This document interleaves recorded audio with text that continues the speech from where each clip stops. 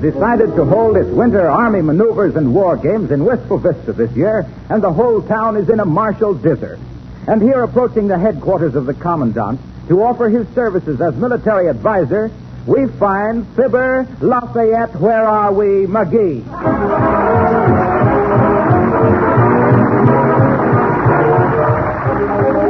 Oh, you're in the Army now. You're not behind the plow. The uniform's it. Halt! Who goes there?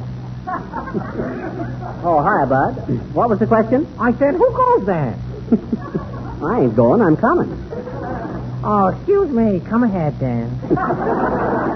Thanks. Which way is the commander's tent, Bud? It's the big one over there with the American flag over it. Oh, thanks. I'll go. Hey, that flag's upside down. That's a distress signal. Yeah, I know. The general had lobster and ice cream for dinner last night.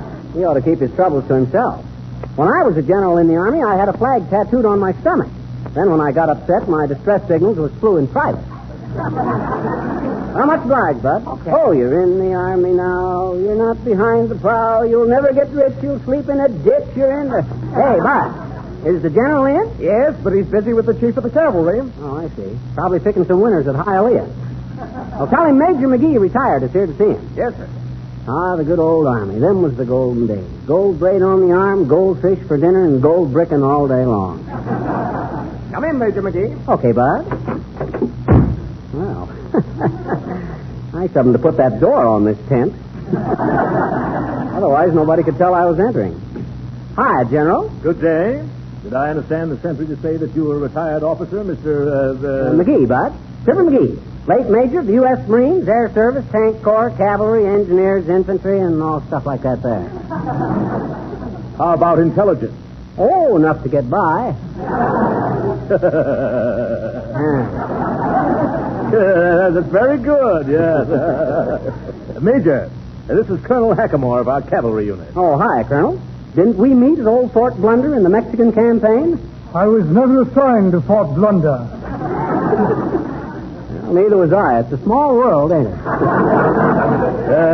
Excuse me, Major McGee, but that is, we're in the midst of planning our maneuvers, and we're very busy. Oh, that's okay, General. The reason I come in is I thought you might want a military advisor, somebody familiar with the local territory. Well, Now, for instance, suppose you planned an attack on the opposing forces and marched across town to take them in the flank. Now, you wouldn't want to find your advanced guard smack dab up against the brewery or something. The fellow has something there, General. Yes. A very interesting thought, very interesting.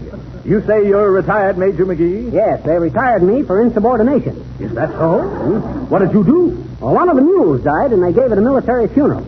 They made all the officers face east while they played taps, and I wouldn't do it. I faced the other way. Well, why did you refuse to face the east? I'm a West Pointer. What campaigns did you serve in, Major McGee? Well, I served in Mexico, General. Pershing put me in personal charge of catching that Mexican bandit. Is that so? Mm-hmm. Well, how did he happen to do that? Well, a bunch of us officers was whooping it up at a soda fountain down on the border one night. And the soda jerk says, "What do you have, gents?" And I says, "I'll take vanilla." Well, Pershing heard me and thought he thought I said, "I'll take Villa." So he gave me the job. Sounds like just the man we need for the local maneuvers, General. I think so myself, Colonel. You're familiar with modern tactics, Major? Am I? Why, shucks, fellas. I was a master of military tactics when I was just a kid. Why, officers from all over the world used to come to our house to watch me play with my toy soldiers on the carpet. Carpet Tactics McGee, I was known as in them days. Carpet Tactics McGee, the calm and courageous captain of cavalry, quick to calculate a campaign to keep cruel killers from coming over and conquering our continent with crashing cannon, continually quizzing captives to collect confessions that could keep us coping with their conniving cohorts, and the keenest kid at cracking codes from the clattering caissons of Camp Custer to the clean-cut childies of cold Caledonia.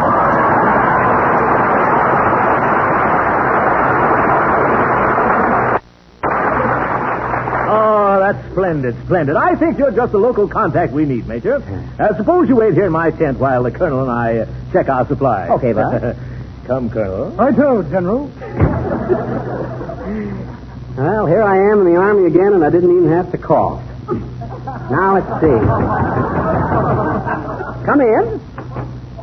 Well, what you want, sis? I'm a nurse in the hospital unit, sir. Well, then why ain't you in uniform? I'm supposed to be on leave of absence, sir. Now they want to cancel my leave during these maneuvers. Please don't let them. What's your name, sis? Adams, sir. Eve Adams. Eve, eh? Oh, well, quit worrying, sis. Nobody named Eve should have her leave canceled during winter maneuvers.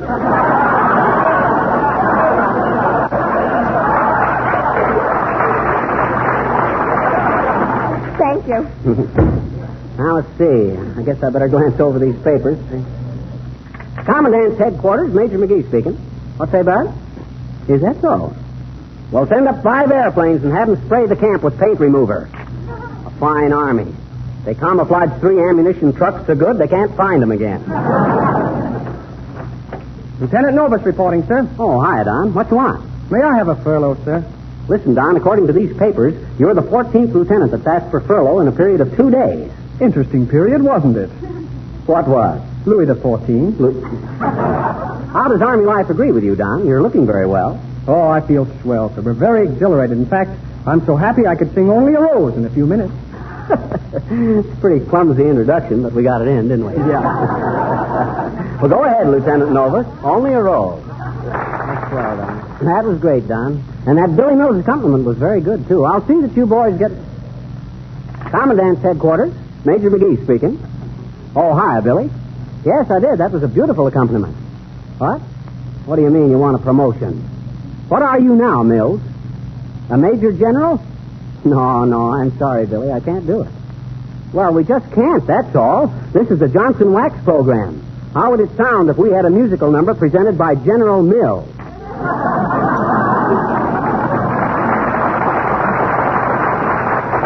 All the dumb clucks I ever saw in life. Hello there, Johnny. Need any new recruits? Nope, I don't believe so, old-timer. Hey! I says no, we got all the soldiers we need. Though I can understand why living in a pup tent would appeal to an old Airedale like you. That's pretty good, Johnny. But that ain't the way I heard it. The way I heard it, one feller says to the other feller, he says, see where them southern planters are worried about the big cotton surplus. That's so, says t'other feller. Why don't they get all the gals to wear cotton stockings? Can't do it, says the first feller. That way, both the cotton and the gal would be out on a limb. It just goes to show, Johnny, why gals like silk. It just goes to show.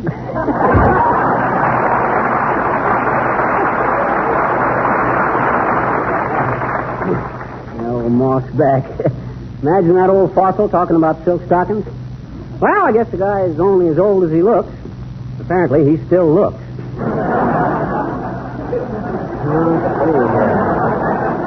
Guess I better go out and inspect the camp so I'll know what's going on.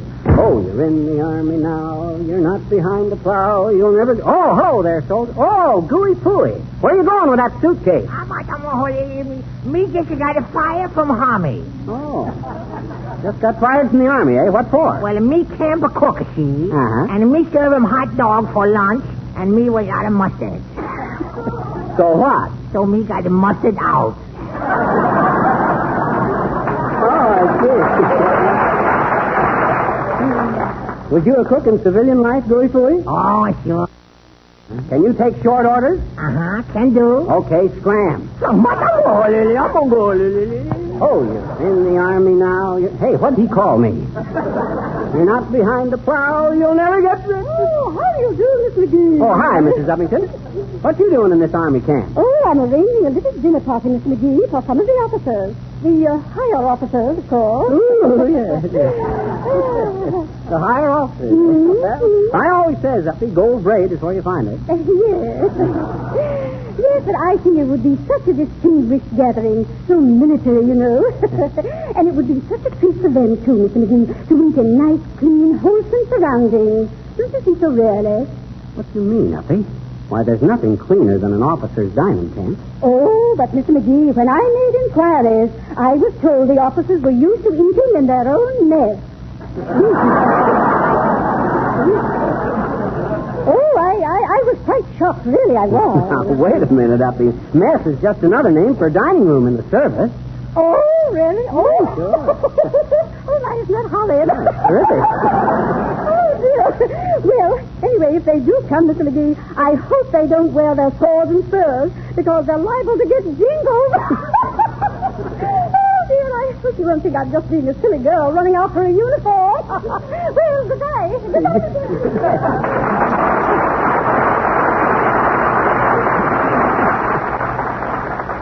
After knowing a few society dames like her, it's easy to figure out how you get such a cold, damp handshake from them. They spend so much time in finger bowls. Oh, well, this ain't expected. Hi, Fibber. Oh, hi, Harpo. What you doing riding around in that tank? Oh, I'm in the tank corps. Hadn't you heard? Why, no. What experience have you had with tanks? Who, me? Why, sure. Why, after all these years... Okay, along. Why, after all these years of telling housewives how Johnson's Glow Coat will save them hours of housework because it requires no rubbing or buffing, why, I've handled millions of tanks. You have? Tanks for telling them how to restore floors and linoleum. Tanks for making housework so easy. Tanks for the economical way of buying Glow Coat in the larger sizes. Tanks for making... Harpo. Huh? If you don't mind my criticism, that commercial clanks worse than the tank. Well, that's gratitude for you. Here I go and get all greasy and bruised up for nothing. Okay, pal.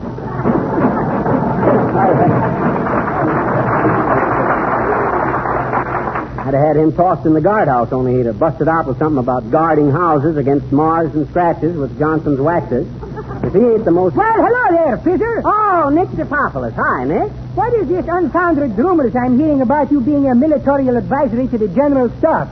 Or am I labeling under a Miss Apple Dumpling? No, that's correct, Nick. Say, what you doing here? Oh, I'm coming down here for a visit with an old friend of mine, Fisher. He's a brigamoose. Brigamoose? Oh, you mean a brigadier? I stand connected. Anyway, I'm being very enthusiastic about military things, Fisher. Oh, that's all. I think it is being because I'm being a Greek people, and Greek people are always being ready to fight at the drop of a hat falling down. Yeah, the Greeks have quite a warlike history, haven't they? Wasn't Helen of Troy? Oh, sure. Helen of Troy was quite a cupid, Fisher. She had a purse which is shipping 1,000 launches. You mean she launched 1,000 ships? Have it my way. She was a very hysterical character, too. I'm reading a literary book about her last night, and it seems she's having a boyfriend who's calling himself by the name of Perry. You're probably not knowing about that, Fisher. If you would read more, you wouldn't be so illegitimate.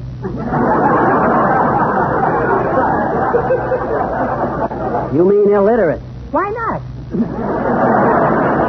Anyway, this Paris squeegee is making a play for this Helen Cupid, you grab me? Uh-huh. And as little totem of her esteem, she is giving him a golden apple. Yeah, I know all about the golden And apple. that is setting a precedent, Fisher, because ever since those times, you will find the Greek people owning a fruit stand. Well, so long, Fisher. I'll see you later if I don't look out.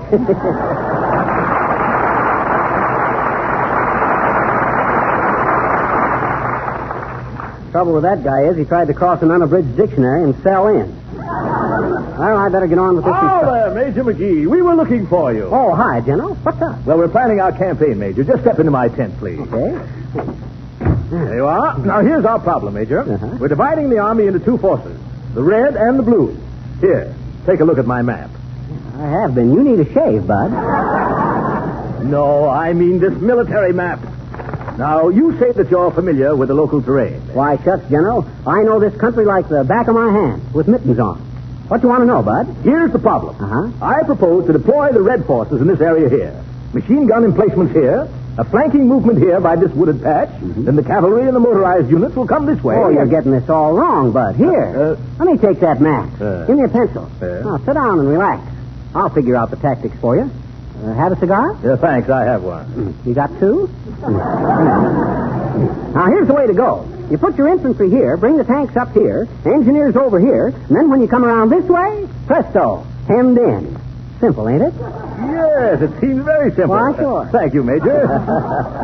I believe that solves the whole problem. You certainly know this country, don't you? Oh, I'll say so. Only thing that puzzles me on this map is this hill over here to the north.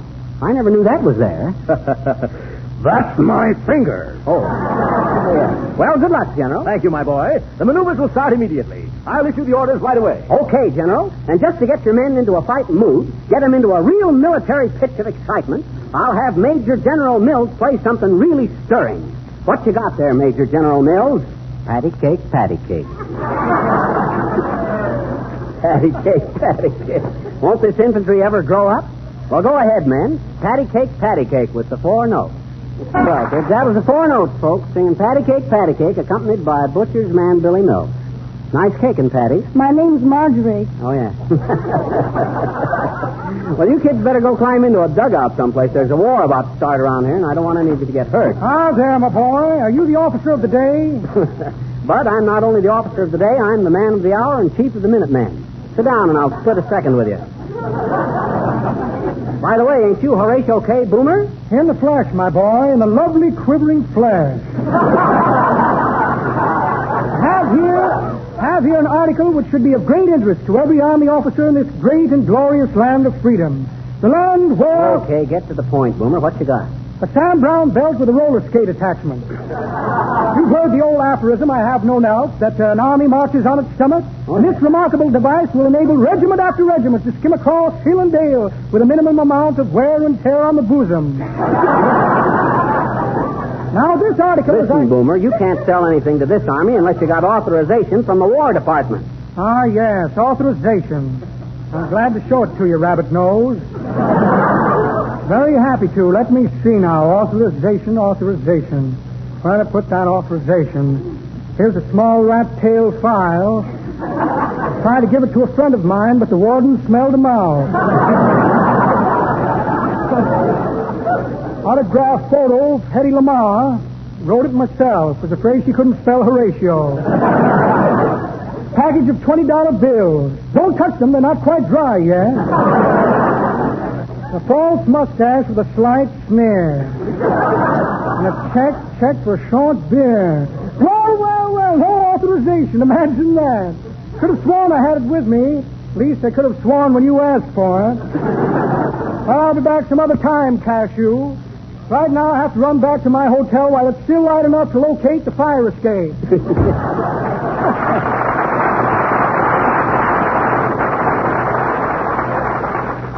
That guy ever did have authorization. It must have been from the Secretary of the Ulterior. Uh-oh. The war started.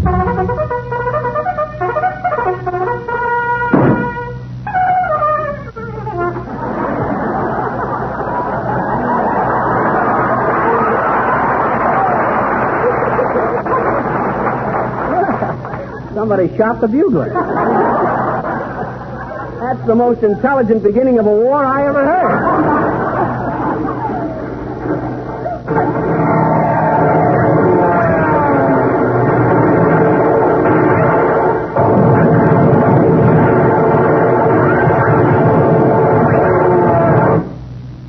Pretty short war. I wonder what happened to that guy. Why did There he is, men! Put him under arrest. Who, me? What did I do? And you told me you were an authority on military tactics. Well? An authority on local geography. Throw him in the guardhouse, men. Now, wait a minute.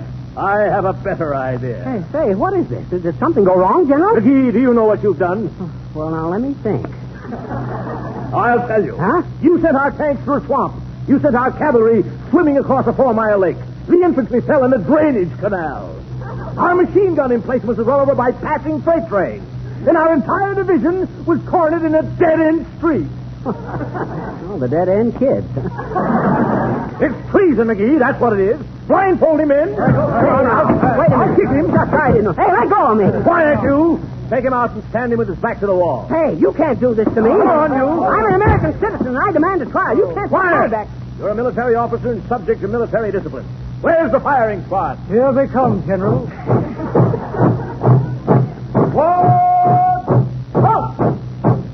You have a final cigarette, McGee?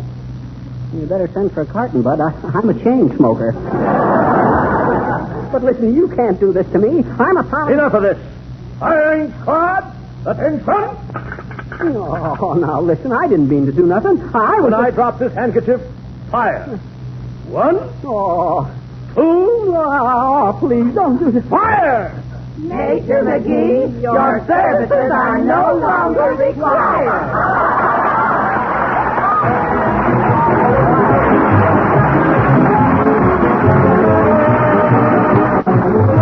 Hollywood, we regret very much that we had to lose our old friend Silly Watson for the time being, but because of previous commitments, he couldn't make the trip with us now.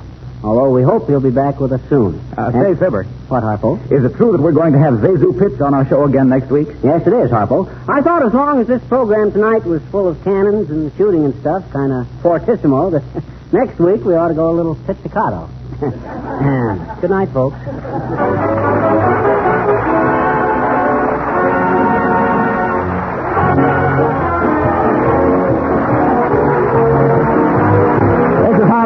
Speaking for the makers of Johnson's Wax and Johnson's Self-Polishing Glow